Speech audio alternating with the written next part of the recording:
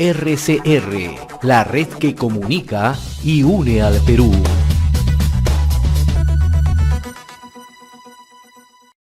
Y seguimos con esta ronda de repercusiones, ¿no? Inmediatamente vamos a saludar y la amabilidad que tiene con RCR Miguel Santillana, ¿no? Economista y reconocido analista en temas políticos, ¿no? Miguel, qué gusto saludarte. En primer lugar, felices fiestas patrias. ¿Cómo te va? Buen día. Buen día, saludo a todos los miembros de la mesa y saludo a toda la teleaudiencia. En cuanto a felicidades por 28, yo creo que la gente debe estar preocupada por lo que acaban de escuchar como mensaje a la nación, primer mensaje a la nación del señor Castillo. Miguel, una primera impresión, nos están acompañando en la mesa Carlos Cabrera, Alberto Castillo y Luis Casas, ¿no? ¿Cómo has observado el discurso, el primer mensaje a la nación del presidente Pedro Castillo, ¿no? Dejó al final el tema de la Asamblea Constituyente, ¿no? Conversamos hace un instante con un constitucionalista, con José Campos, y él de manera muy explícita decía que ese es el tema principal, porque ya abre, ¿no?, un nuevo escenario, ¿no? Si bien los plazos o el marco en el que se va a desarrollar es totalmente diferente al que planteaba Cerrón, pero en definitiva vamos a tener una colisión a la vista, ¿no? ¿Cómo estás viendo tú en líneas generales, por favor? A ver, las dudas que teníamos a lo largo del proceso electoral respecto a lo que se respetaría la institucionalidad democrática, me parece que todo eso se pone un gran signo de interrogación cuando hace la pregunta de si el pueblo debe mantenerse dentro de una especie de camisa de fuerza, que es la Constitución del 93, y dice que no, y que lo más importante es el pueblo que a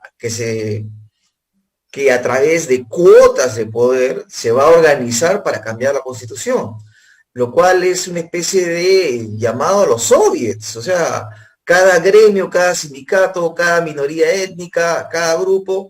Entonces, esto no va a ser una elección general para encontrar representantes, sino va a ser esto por cuotas, lo cual sabemos, por un lado, que va a generar demasiadas tensiones y por otro, todas estas ideas que tiene de relanzar la economía van a ser paralizadas mientras que sepamos cómo se organiza esa Asamblea Constituyente, qué cosa hace como nueva propuesta de Carta Magna, el resultado del referéndum que se haga sobre esa Carta Magna, y escuchando al constitucionalista que me antecede, queda clarísimo que esto va a demorar 2 años, 3 años como mínimo.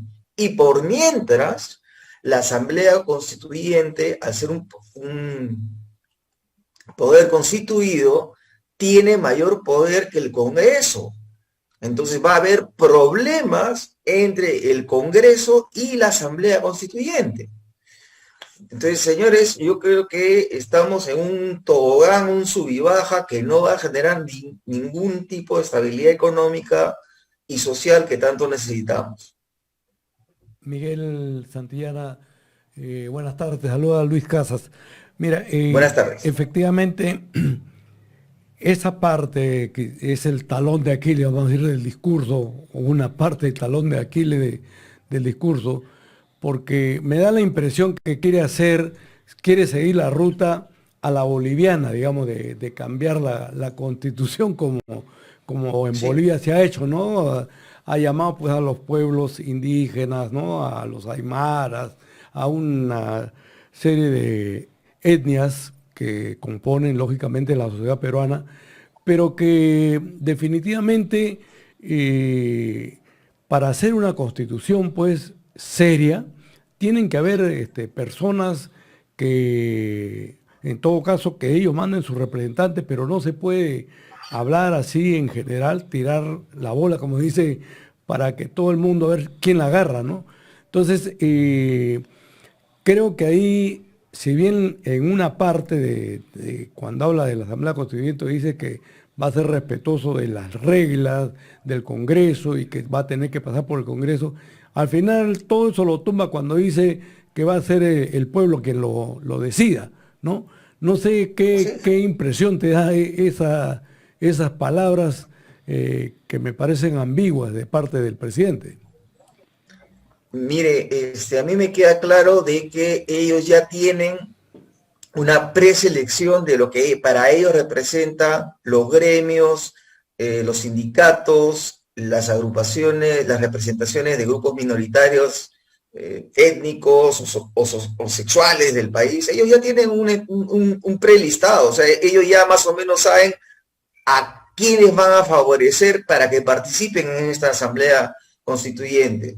Porque esta asamblea constituyente supuestamente quiere romper con la tradición de lo que ellos han anunciado, que es el neoliberalismo, y que según la Constitución, ellos no pueden hacer los cambios que dicen que van a hacer. Yo, de todo lo que he visto de políticas públicas que han planteado, sobre todo las políticas sociales, todo ya existe. Simplemente son programas sociales que se van a reactivar o se le va a dar más dinero. Ahí no tiene que cambiar ninguna constitución.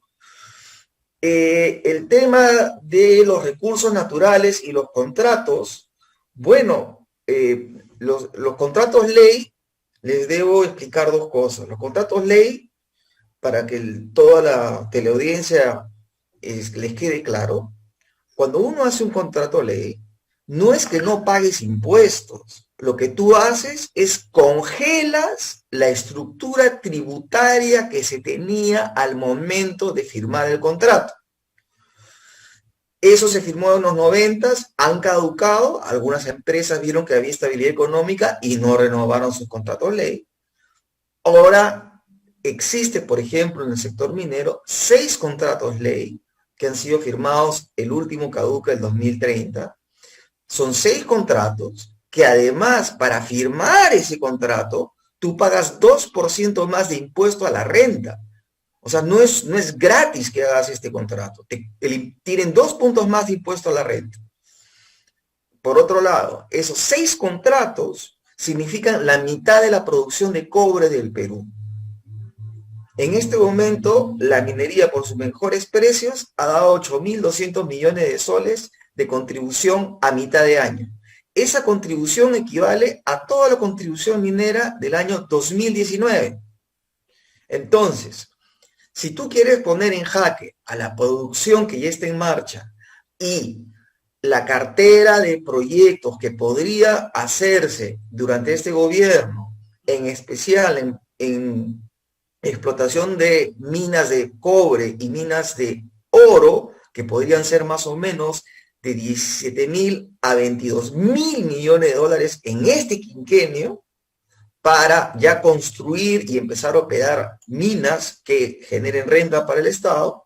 Entonces, todo esto lo pones en suspenso mientras que tengas que definir qué contiene la buscada nueva Asamblea Constituyente, que supuestamente trata de romper con el pasado. Pero este romper con el pasado, y ustedes seguro han comentado ya, ese romper con el pasado y el simbolismo, ya no voy a gobernar desde la casa de Pizarro, son gestos, no ayudan en absolutamente nada.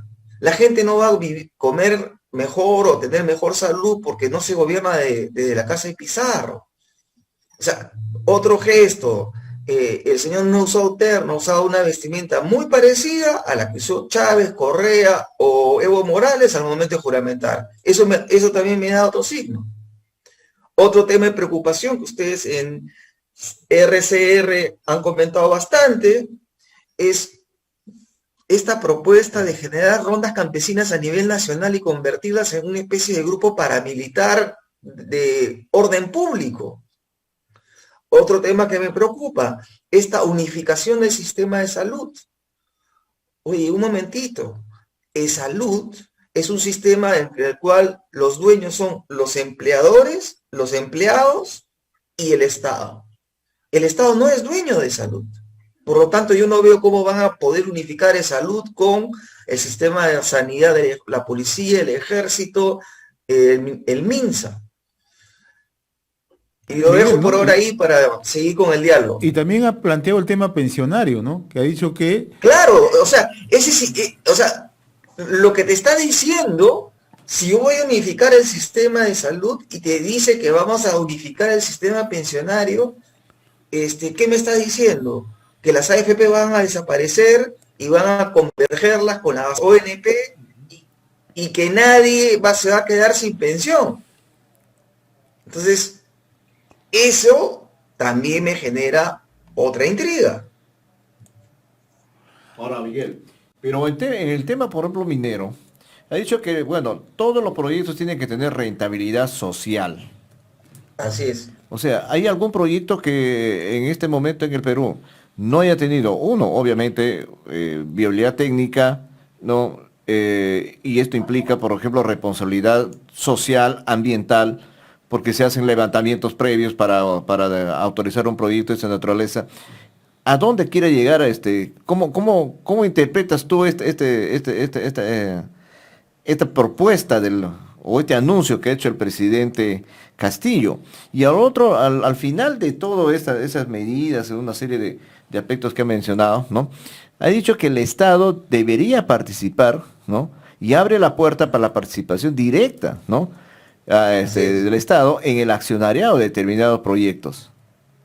¿Cómo lo ves?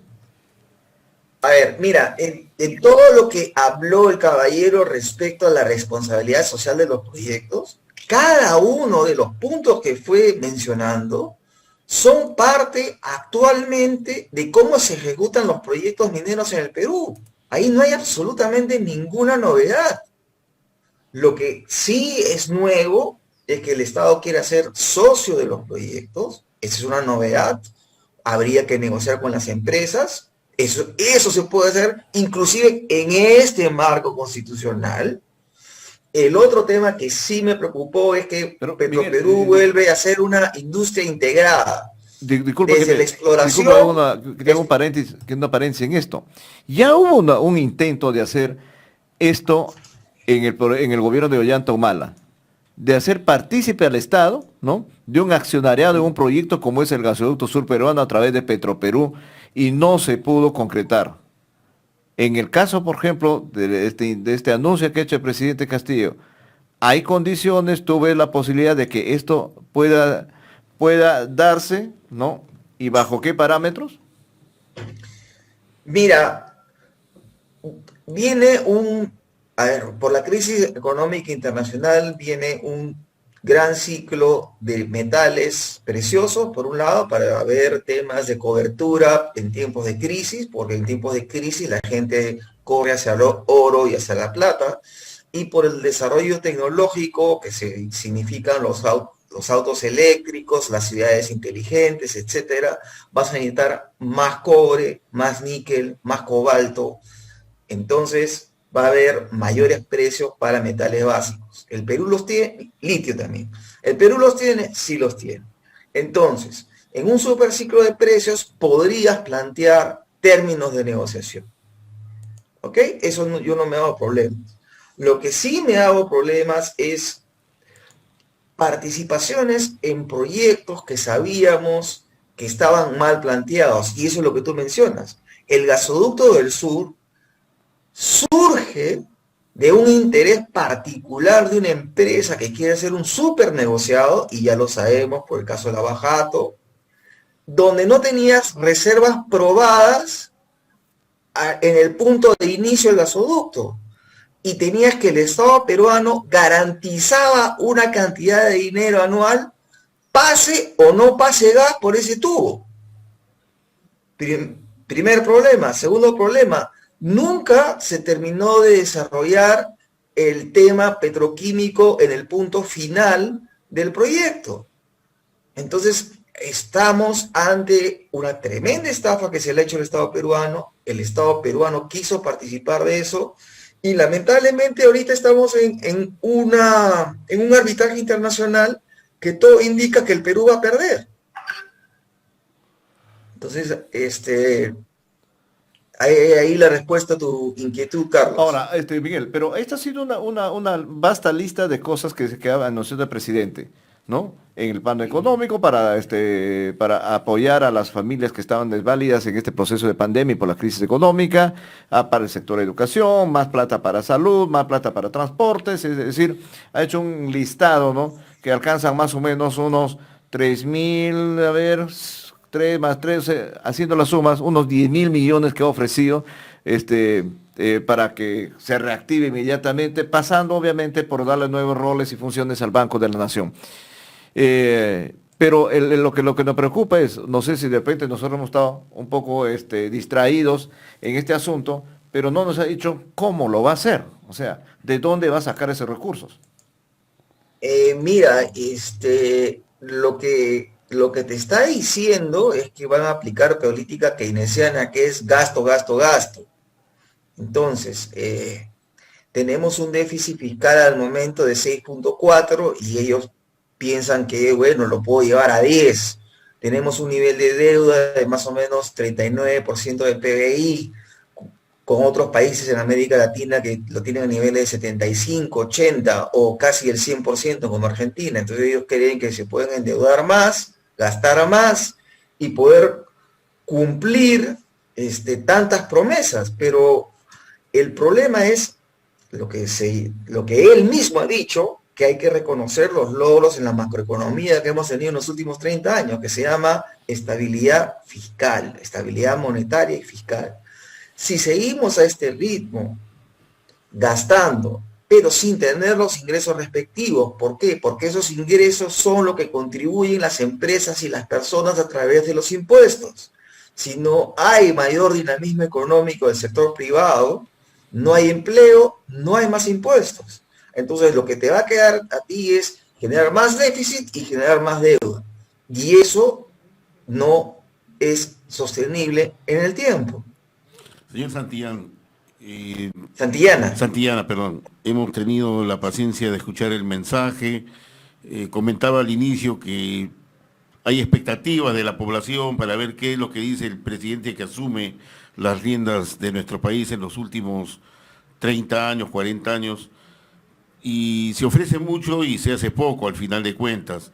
¿Qué de positivo encuentra usted en el mensaje? ¿Qué cosa es lo rescatable que pueda mencionarnos en su calidad de economista y analista en temas políticos? mira, yo de verdad estoy muy preocupado por este discurso, puesto que si bien se dijo que el señor podía tener grados de independencia respecto al ideario del señor Cerrón, etcétera, creo que no hay tal libertad. Yo creo que las posiciones de Cerrón han triunfado dentro de esta amalgama de grupos de izquierda que respaldan al señor Castillo, y que más que nunca hay que releer el ideario de Perú Libre para saber qué es lo que se viene. Como les digo, las políticas sociales que él ha mencionado en distintos sectores y existen, simplemente se le está dando más dinero, vuelven los bonos. No sé si han recordado que mencionan bonos de 700 soles ahora para las familias. Y temíamos que esto iba a terminar en esto de la Asamblea Constituyente que hemos hablado al comienzo de mi intervención. A mí me genera, o sea, este 28 de julio, este bicentenario, no lo festejaría. Yo estoy muy preocupado por lo que acabo de escuchar y los simbolismos que tratan de vendernos con esto.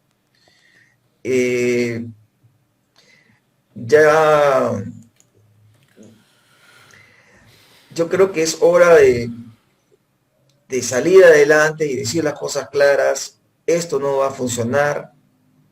Esto es muy difícil poder concertar cuando ya ves que tienen toda, digamos, esto es un plan.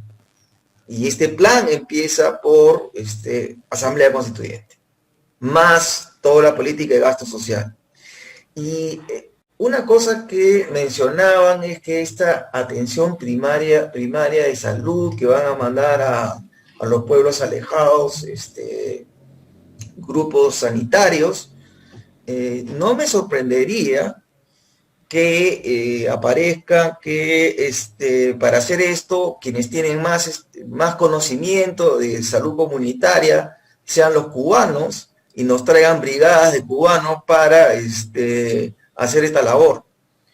Entiendo que el año pasado gobiernos provinciales de Cajamarca quisieron hacer programas educativos con los cubanos y si no fuera por la pandemia se iban a lograr.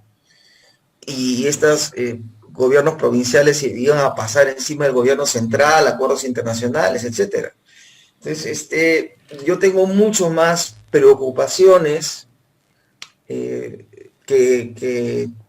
certezas y tranquilidades para estas fechas. Muy bien, Miguel, yo te agradezco la amabilidad de haber compartido esta comunicación con Enlace Regional RCR, Red de Comunicación Regional, en esta transmisión que venimos realizando a distintos puntos del territorio nacional. Un abrazo, Miguel, felices fiestas. Bueno, gracias, y bueno, me tomaré un Xanax para estar más tranquilo. Un fuerte abrazo. Bien, era la comunicación Gracias. con Miguel Santillana, ¿no? RCR, la red que comunica y une al Perú.